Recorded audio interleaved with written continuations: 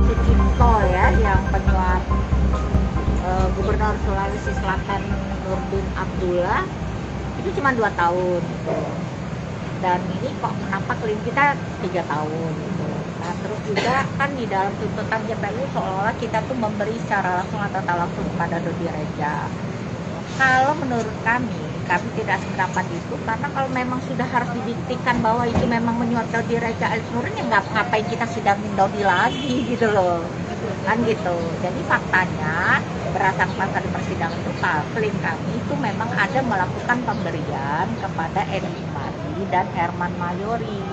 Nah kalau ada langsung dilanjutkan bahwa dari Edi Umari atau Herman Mayori itu diberikan kepada Dodi Reja Alex, ya dibuktikan di persidangan ini nanti gitu loh, supaya kan runtutan ceritanya itu benar gitu loh. Karena kalau udah sekarang kita dikatakan terbukti memberikan kepada Dodi Reja, kan berarti sudah tidak perlu persidangan Dodi dong, langsung aja Dodi bisa dilakukan hukuman kan gitu, kan harus ada proses dulu. Jadi ya kita tidak akan mengingkari hal-hal yang terungkap pada fakta persidangan, dan itu juga kita mohon kepada Majelis Hakim Mulia untuk mendengar pledoi kita dengan memohon keringanan. Karena kan Suhandi ini korban sistem yang diciptakan oleh penyelenggara negara khususnya di Kabupaten Muba gitu. Jadi tidak mungkin harus dipersalahkan kepada Suhandi sendiri yang dinyatakan lebih berat gitu.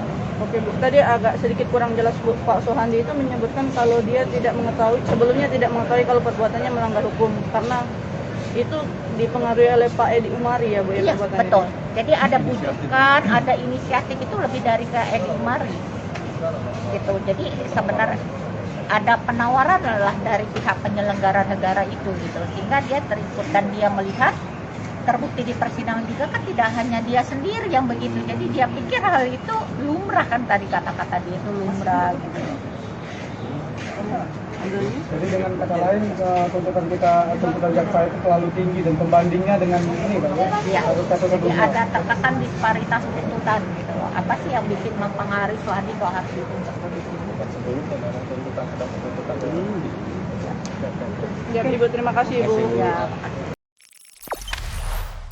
Jangan lupa subscribe, share, komen, dan like ya.